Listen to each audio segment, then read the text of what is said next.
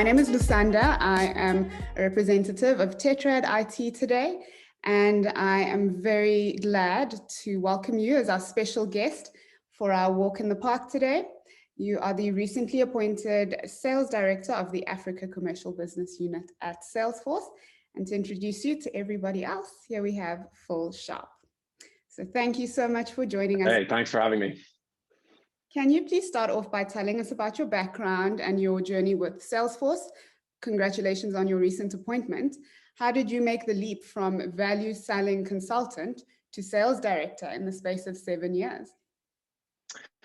Yeah, sure. So as correctly as you said, I'm with Salesforce for 7 years, or going on 7 years now, which is almost kind of hard to believe when I say it.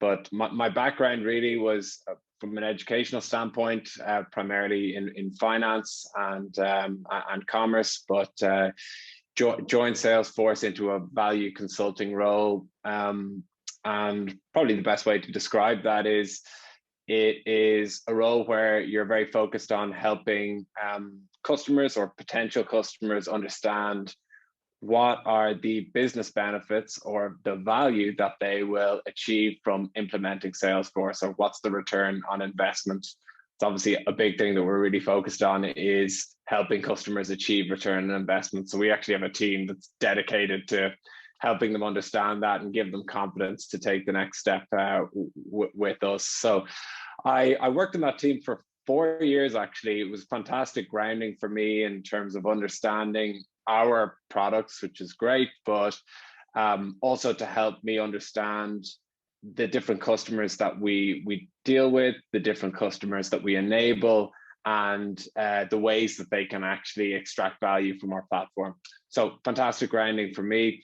After 4 years, I had worked a lot on the sales side of the business without necessarily being a salesperson.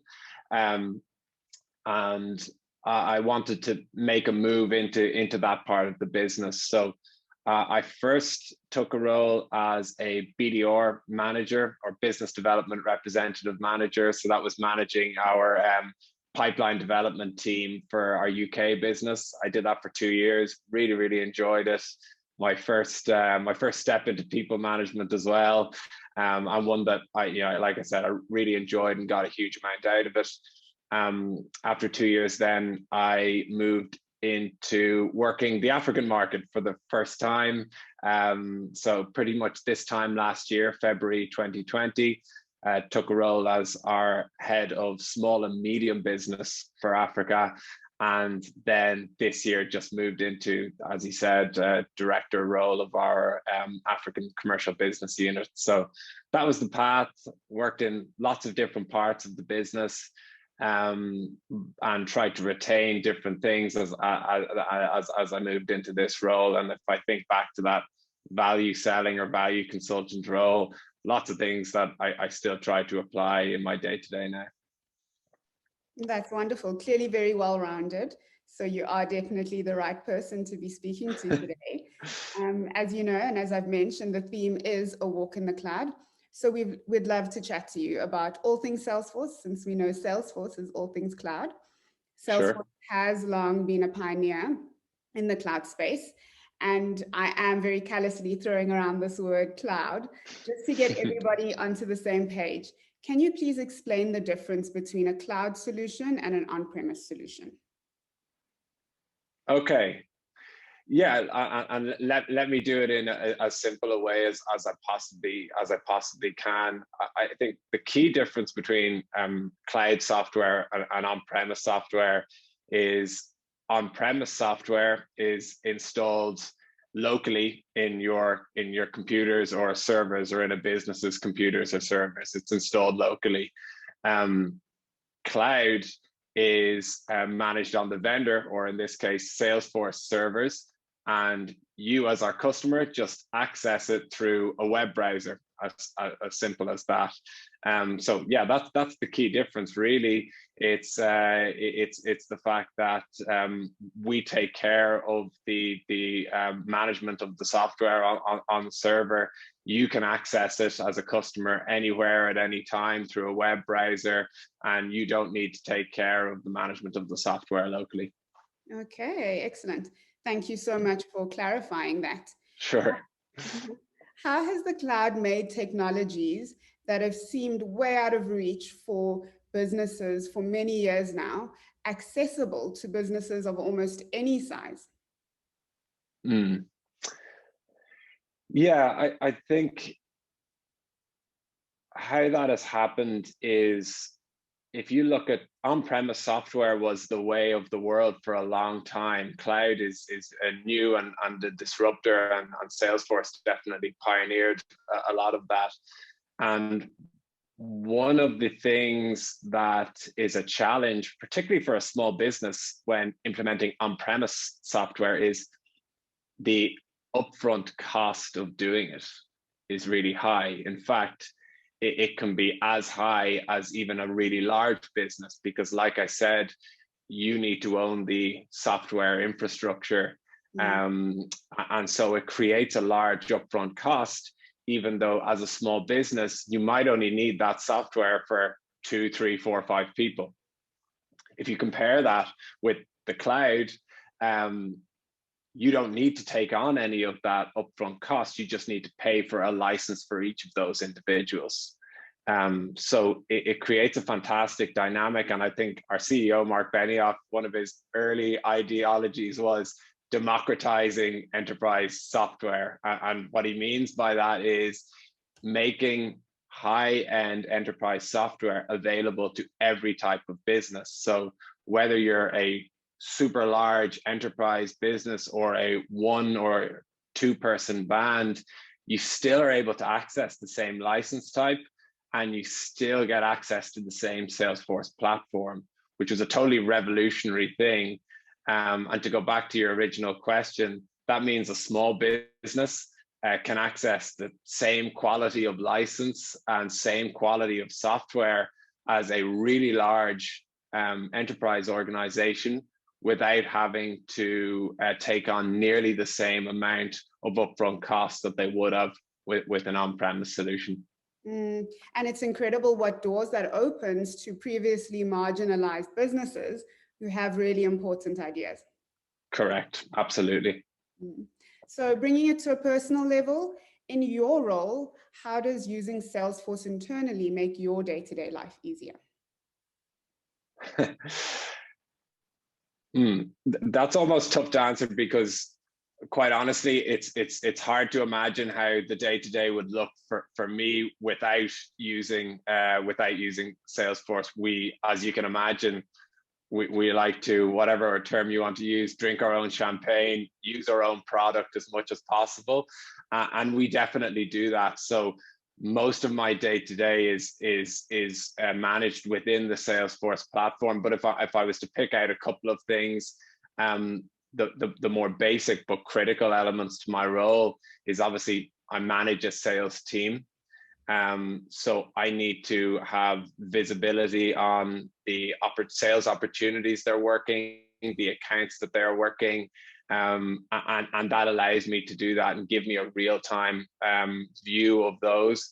I'm able to really easily collaborate with them on the Salesforce platform on a particular opportunity, not just with them, but with our supporting teams, and we do a huge amount of that.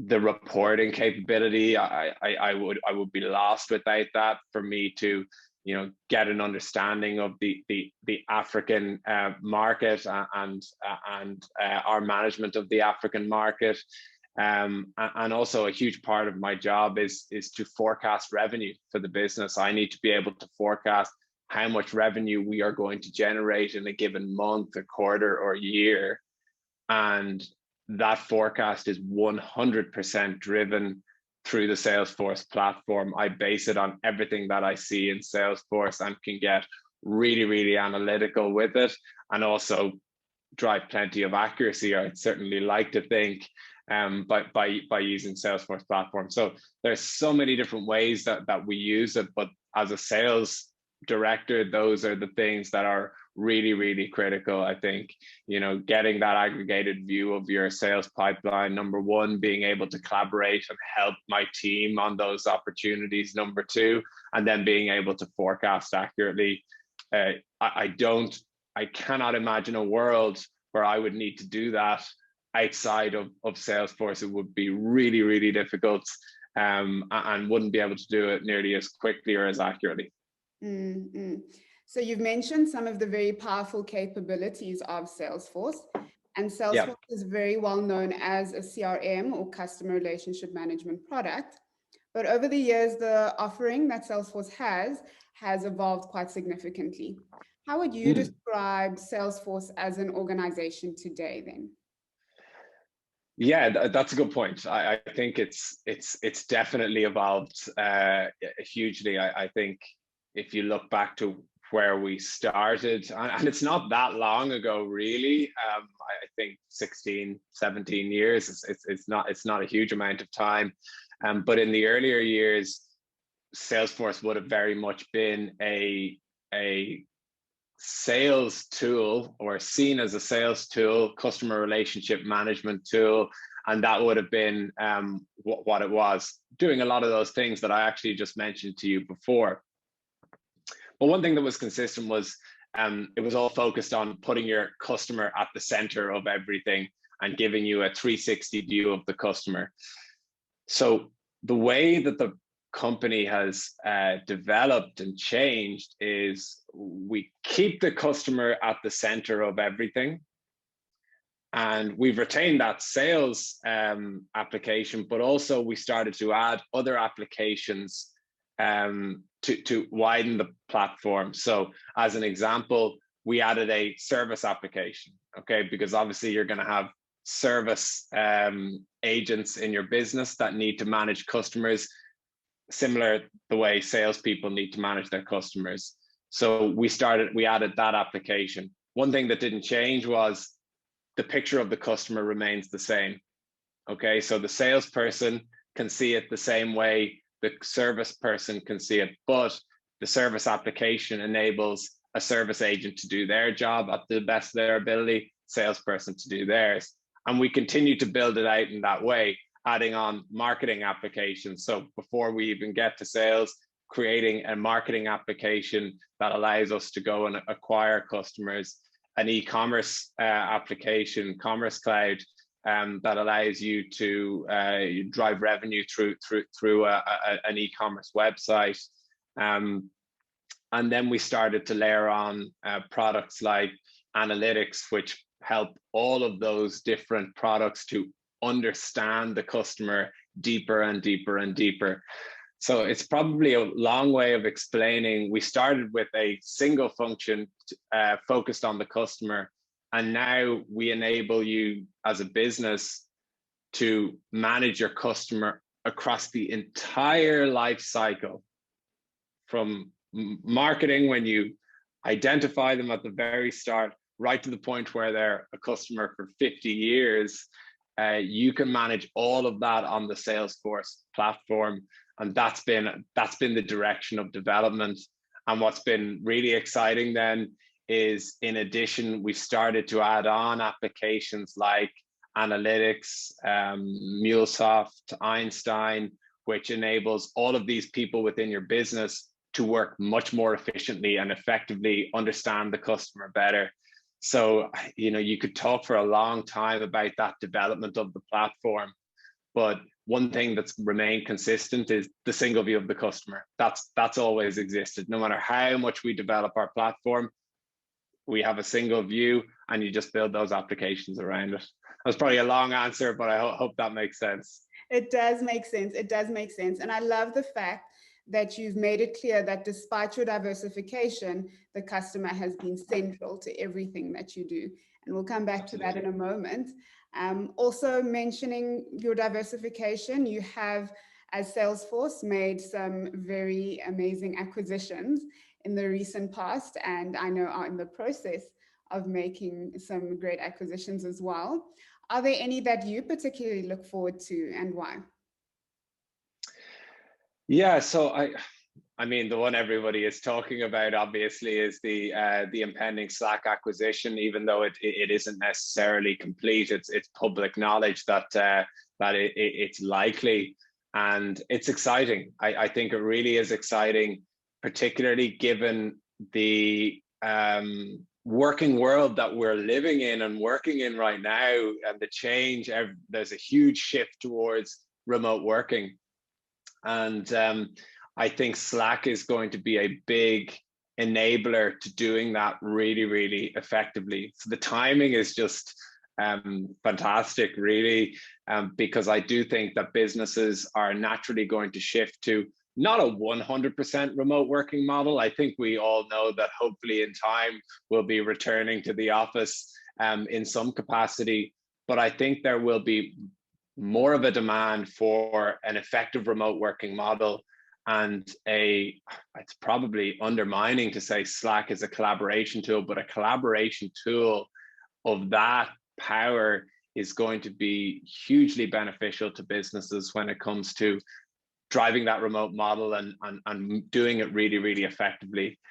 I've even started using it myself and gone from not knowing much about it to it being a critical part of how I run my day, how I work with my internal teams, and even now how we work with some of our partners, hopefully in time, like yourself, or even how we collaborate with customers.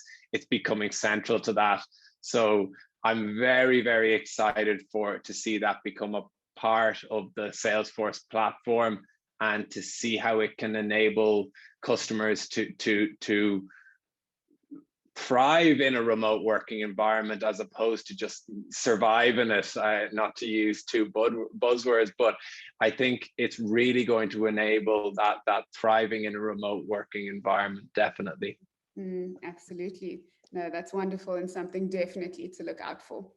So going back to how you mentioned that Salesforce does take pride in its consumer-centric approach, customer success being one of its core values, how does the implementation of cloud-based solutions like Salesforce affect consumers?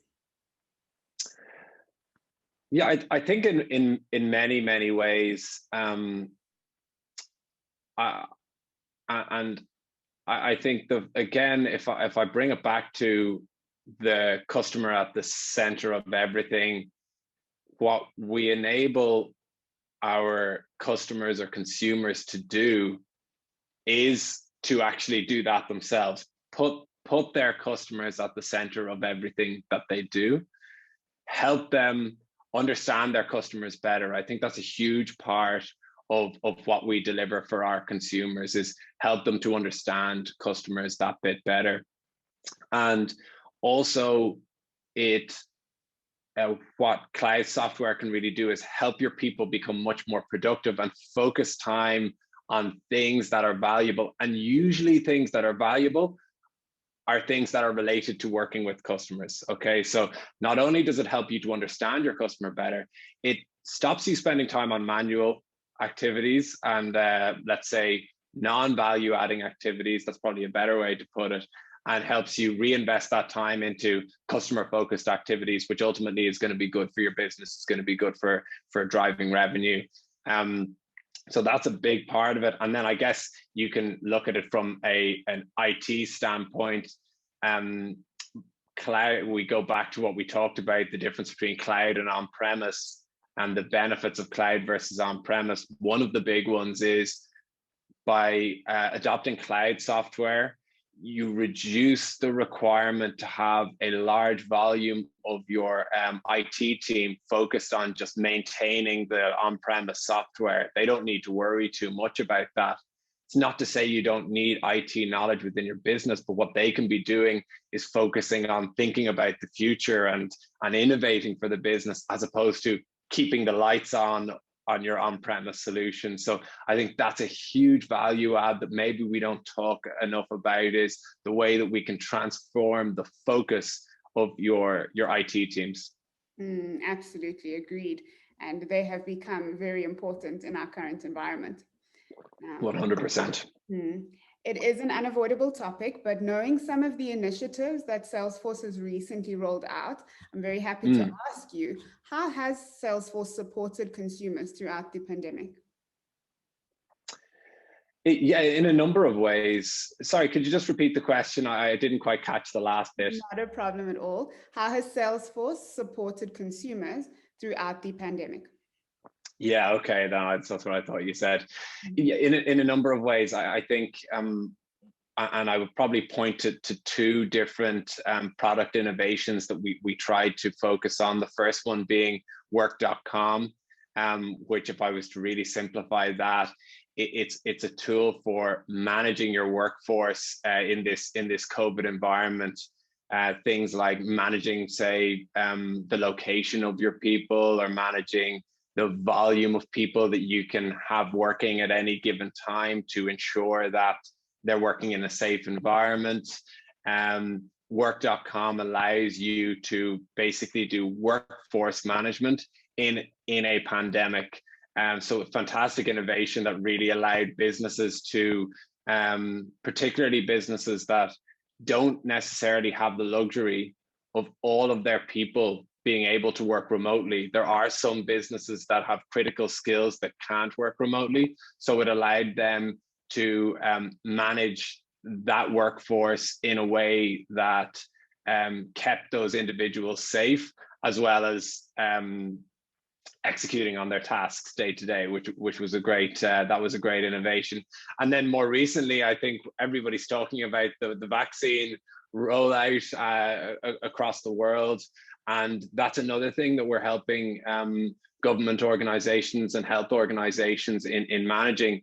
I mean, if you think about what that is, sure, you get a delivery of vaccines delivered to your to the country, but the process of getting those vaccines to each individual within your population is a complex process, and requires a powerful platform to be able to do it. So if I was to use an example, and one I'm really proud of, is our local health service, government health service here in Ireland, the HSE, have actually implemented the Salesforce platform to manage this vaccine rollout, which is really exciting. So that's everything from scheduling appointments, changing those appointments, understanding any relevant health information that they need to about somebody before they come in for a vaccine, managing the communication between the health service and that individual,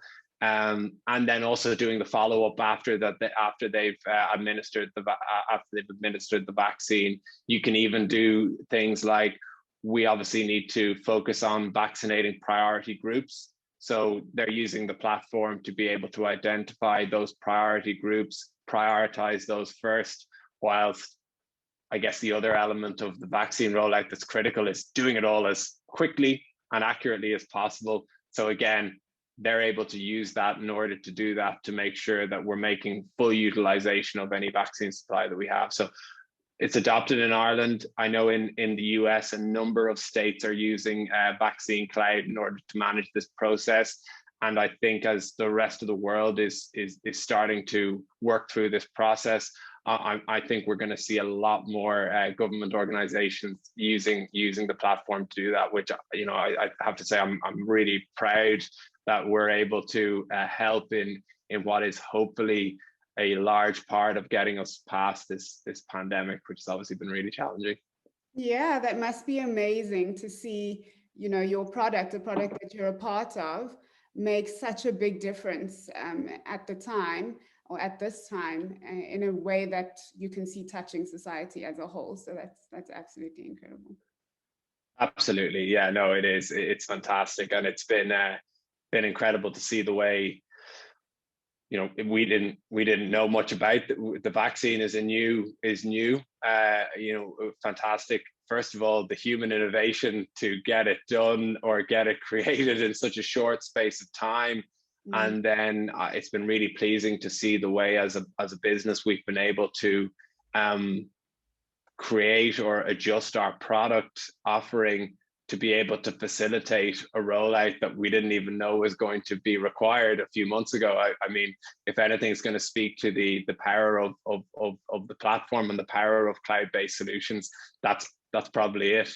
Absolutely, I agree. So, despite the undeniable fact that last year was tough for many businesses, I'm going to steal the buzzwords that you used earlier. Some organizations managed not only to survive, but to thrive. Are there any success stories that you can relate to us?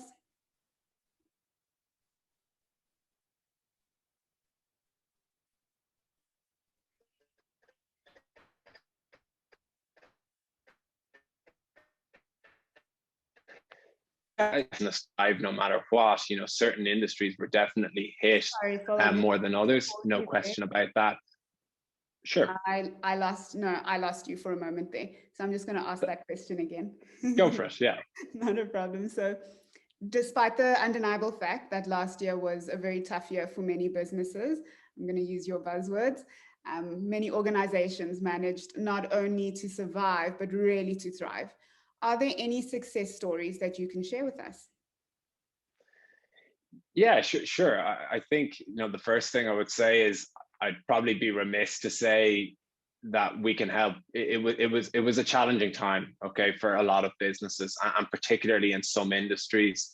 So it'd be remiss to say every business could have been successful if they had adopted the right technology.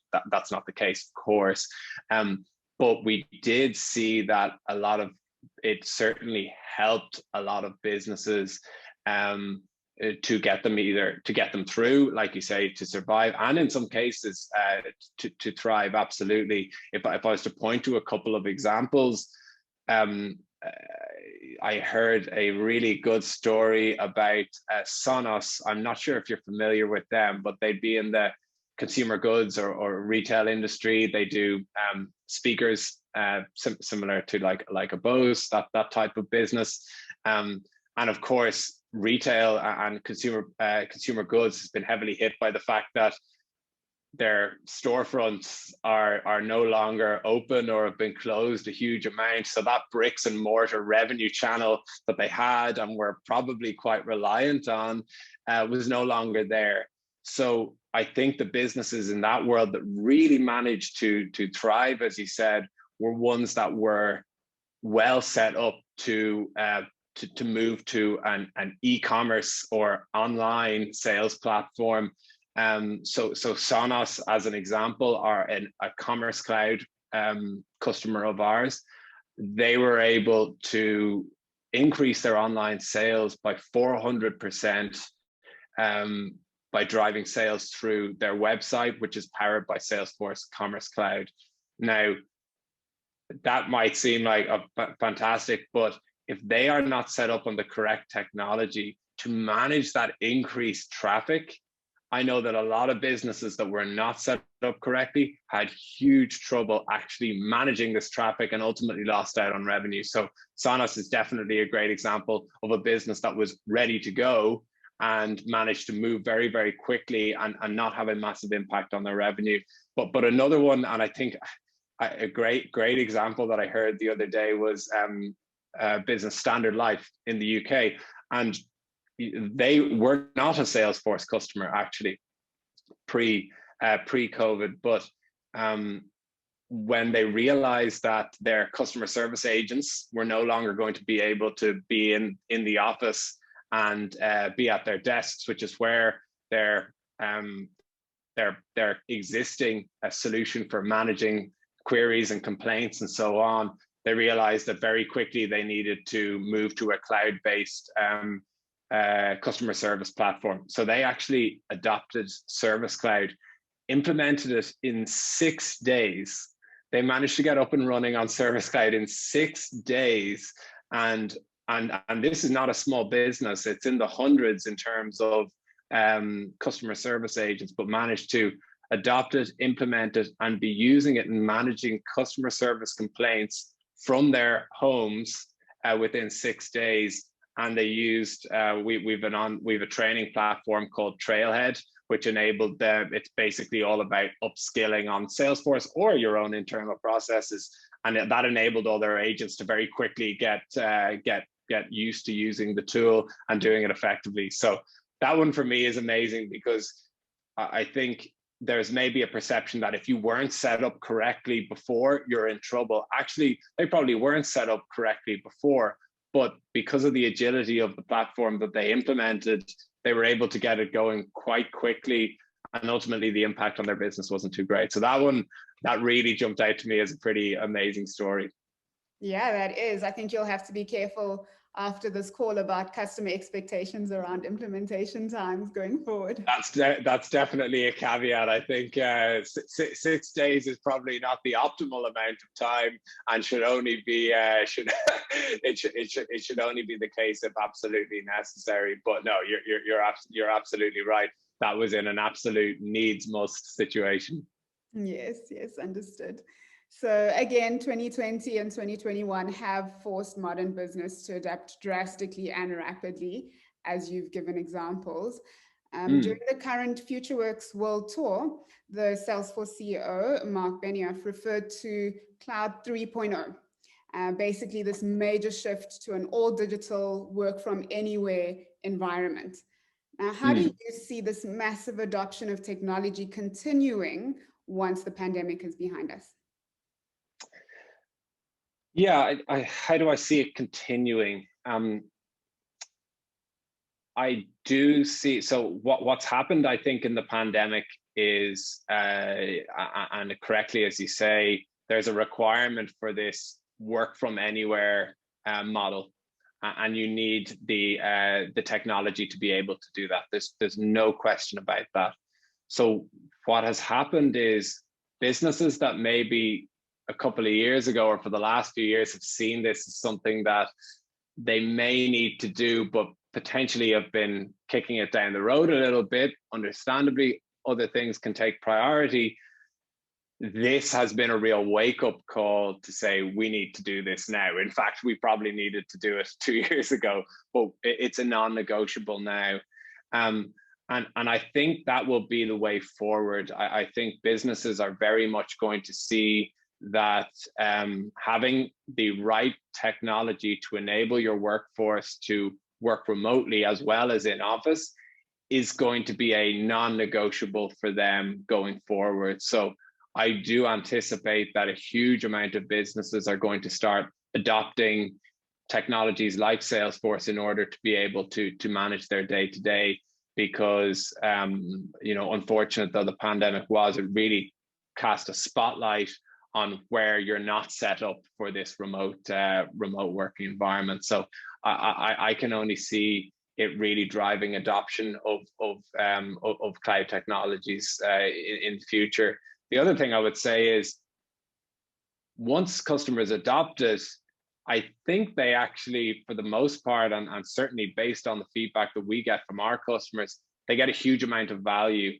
So the more customers that are driven to actually adopt the software as a starting point, we're going to see them extract a lot of value and then evangelize that to other customers who are looking to do the same thing. So that's another trend that I think we'll see. Creating that snowball effect. Correct. Are there any other trends that you think will shape or disrupt the way that we do business going forward? Any other trends? I'll probably get a little bit philosophical on you and say that, if we're trying to identify trends and build ourselves and our businesses around trends, we may not be setting ourselves up necessarily for success. And if I was to use the pandemic as an example, that wasn't necessarily a trend. That was something that is completely left field and something we did not anticipate at all. Okay. And you would only assume that in future, there are going to be dynamics that are created for businesses that we cannot predict through trend analysis or anything like that. So what am I saying? The only trend that I think is important is to make sure your business is agile. You need to be agile. You need to take a look and say, are we set up to adapt when the unexpected actually happens? Like, for example, something like COVID-19.